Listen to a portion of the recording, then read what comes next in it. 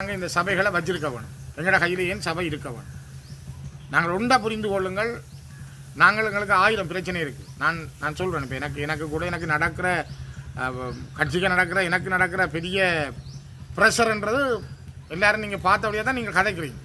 நான் அதையும் தாங்கி கொண்டு தான் இருக்கிறேன். நானும் அதை ஏதோ எதிர்கொள்ளக்கூடிய அளவுக்கு எதிர்கொள்வோம். எனக்கு தார பேராயர் தார ஆதரவு, எனக்கு தார மக்கள் ஆதரவு, உங்களோட ஆதரவில் நான் மேக்சிமம் இறுதி வரையும் போராடி பார்ப்போம் என்ற அளவில் இருக்கிறேன். அந்த கிட்டத்தட்ட மட்டக்களப்பில் 15 பேருக்கு விளக்க கடிதம், திருவண்ணாமலையில் 9 பேருக்கு விளக்க கடிதம், கிளிநொச்சியில் 6 பேருக்கு விளக்க கடிதம், யாழ்ப்பாணத்தில் என்னோட ஆதரவாக இருந்த கொஞ்சம் பேருக்கு சீட்டே கொடுக்கல.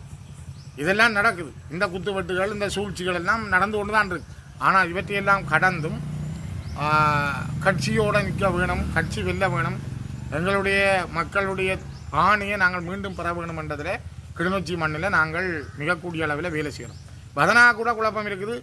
இது என்ன ஸ்ரீதரனுக்கு போட்டு இந்த கட்சிக்கு வாக்கு போட்டால் சுமந்திரன் தானே செயலாளர், அவர் தானே அப்புறம் கட்சியை நடத்துவார் ரெண்டு வதனா கேட்டுருக்கு. வேறு ஆக்கலை என்ன வதனா? சரியா நான் சொல்கிறேன். இது என்ன கேட்கல வதனா, நான் உங்களுக்கு சொல்கிறேன். நேராக வதனா வச்சோன்னு சொல்கிறேன். வதனா சொல்லி இருக்குது. இப்போ நீங்கள் இந்த கட்சிக்கு வாக்கு போட்டு இந்த கட்சியில் ஸ்ரீதரன் எங்கிட்ட நாங்கள் வெண்டாலும் அதென்ன வீடு வெண்டா பிறகு சுமந்திரன் தானே பிறகு நடத்துவார், ஏன் சுமந்திரனுக்கு நாங்கள் வாக்கு போடணும்? இதை வதனா கேட்டதாக எனக்கு 2 நாளைக்கு முதல் ஒரு ஆள் சொன்னது. இப்போ நான் சொன்னால் இல்லை, நான் வதனா கூப்பிட்டு கதைக்கிறது இது எங்களுக்கு உரியது. நான் ஏன் சொல்கிறேன் என்றால், இப்போ சாதாரணமாக ஒரு சிங்கள கட்சிகிட்ட சபை போயிட்டு வைப்போம். அது என்பிபியாக இருக்கலாம், எஸ்எல்எஃபியாக இருக்கலாம், ஜிஎன்பியாக இருக்கலாம், ஒரு சிங்கள கட்சிகிட்ட போயிட்டு. இப்போ ஒரு மாயை தானே, சிஸ்டம் சேஞ்ச், மாற்றங்களை நோக்கி நாங்கள் போகிறோம். சம உரிமை கொடுக்க போகிறோம் எல்லாருக்கும். யாழ்ப்பாணத்தில் பேசியிருக்கிறார் விஜித கேரத், நாங்கள் தமிழில் பேசியிருக்கிறோம். முந்தி அவரும் பேசினவர் தானே தமிழில். மஹிந்த ராஜபக்சம் நாங்கள் எல்லாரும் ஒன்றா இருப்போம் என்று பேசினவர் தானே ஒரு காலத்தில். இப்போ அதே மாதிரி இப்போ ஒருத்தர் வந்து பேச வலிக்கிறார் தமிழில். எங்களுக்கு எல்லாம் நாங்கள் ஒன்றுக்கு இருப்போம் என்ற பேச்சுக்களும் வலிக்கிறது. ஒரு விஷயத்தை தமிழ் மக்களுடைய அடிப்படை அரசியல் உரிமையை சரியாக கொண்டு போக முடியாது. இதே விஜித கேரத் தான் போய் எங்கே சொல்லியிருக்கிறார்? கடைசியாக நடந்த ஐக்கிய நாடுகள் மனித உரிமை கூட்டத்தில் ஜெனீவாவில் போய் அவர் கொடுத்த வாக்கு மூலம், அவர் பேசின பேச்சை நீங்கள் திருப்பி கேட்டு பாருங்க. அவர் சொல்கிறார், யாழ்ப்பாணத்தில் மக்கள் எங்களுக்கு 3 ஆசனங்களை தந்திருக்கணும், தமிழ் மக்கள் எல்லாம் எங்களோட நிற்கணும், நீங்கள் என்னத்துக்கு தீர்மானம் கொண்டாடுங்க. அங்கே ஒரு தரம் சாக இல்லை, யுத்தமே நடக்க இல்லை. அந்த யுத்தத்தில் செத்தது பயங்கரவாதிகள். அவர் பயங்கரவாதிகள்னு சொல்கிற புலிகளை. அங்கே செத்தது பயங்கரவாதிகள், அங்கே எதுவும் நடக்க இல்லை, மக்கள் யாரும் சாக இல்லை. அங்கே இருக்கிற மக்கள் எங்களுக்கு தானே வாக்களித்து 3 பேரை தெரிவு செய்திருக்கணும். ஆகவே ஜெனீவாவில் நீங்கள் கொண்டாடுற தீர்மானம் பிள்ளையானது. யார் சொல்கிறது? வெளிநாட்டு அமைச்சர், தமிழில் பேசி பழகிற தோழர் விஜித கேரத். அவருக்கு மணி அடிக்கவும் கொஞ்சம் பேர் இருக்கிறார்கள். அவருடைய திசகாட்டியை பிடிச்சி கொண்டு போகிறதுக்கும் கொஞ்சம் பேர் இருக்கிறார்கள். இப்போ நான் கேட்குறேன், குருந்தூர் மலையில் நீதிமன்றம் தீர்ப்பு வழங்கினது இங்கே நீங்கள் எந்த கோயில் கட்டுமானங்களும் செய்யக்கூடாது. அதை மீறி குருந்தூர் மலையில் பிக்கு விகாரை கட்டி முடிஞ்சுது. ஏன் அந்த விகாரையை நிப்பாட்ட முடியல? இந்த அரசாங்கத்தாலேயே நிப்பாட்ட முடியல.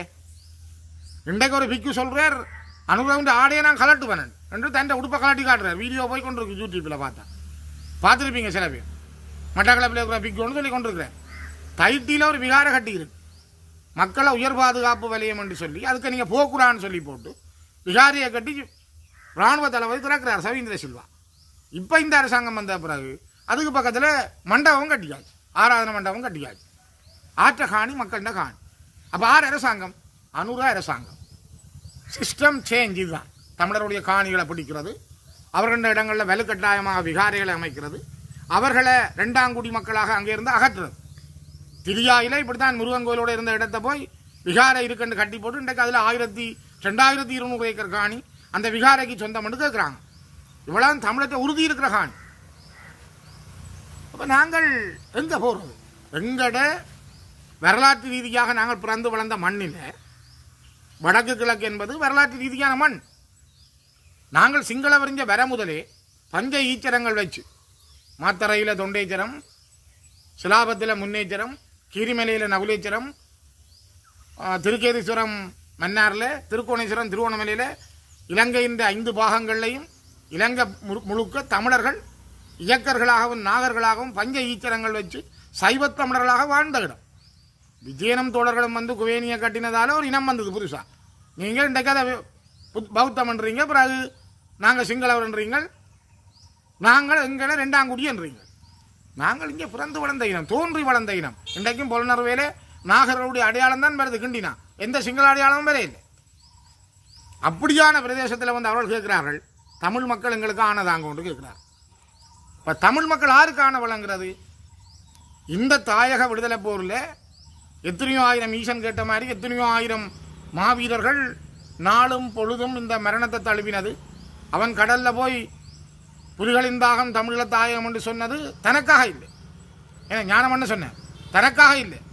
அவன் புலிகளின் தாகம் தமிழ தாயகம் என்று சொல்லி சொன்னது தந்த தலையை காப்பாற்ற இல்லை.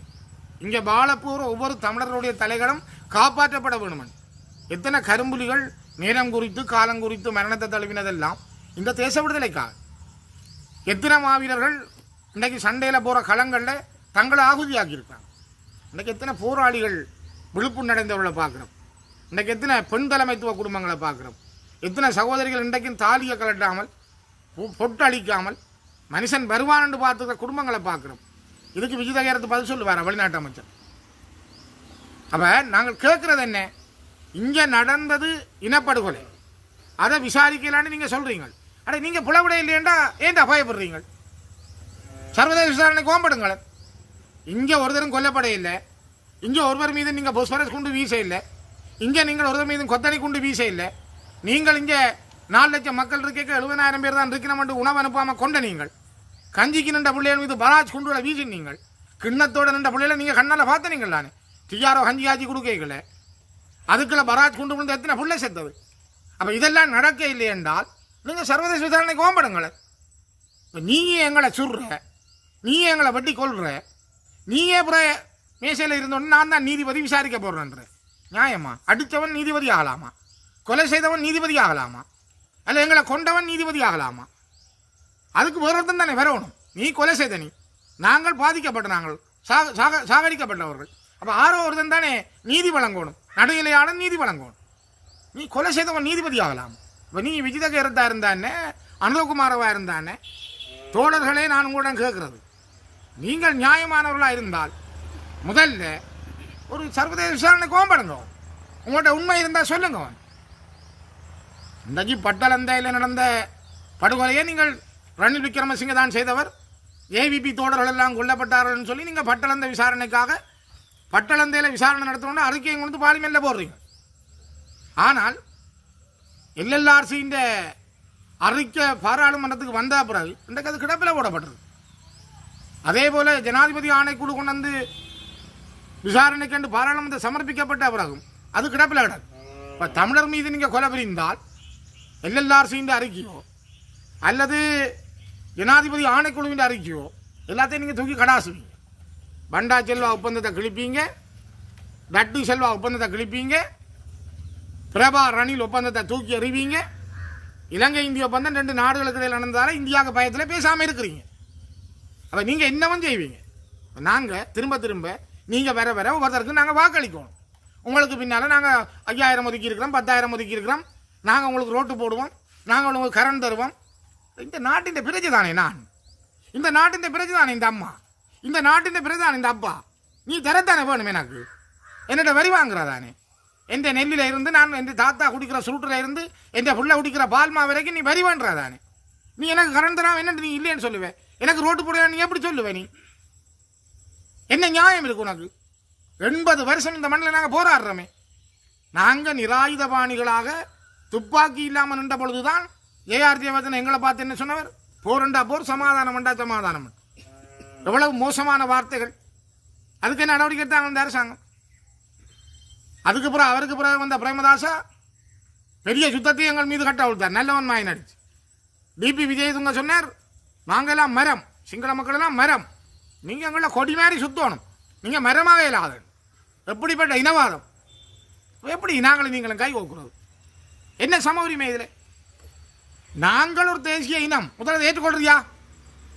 இந்த அரசாங்கத்துக்கு பின்னால் வால் பிடிக்கிற இந்த இளங்குமரன் கரண் கம்பன் தான் அவருக்கு தெரியும். ஆனால் நாங்கள் கரண் அடிச்சவனா தாங்க மாட்டார் இளங்குமரன்.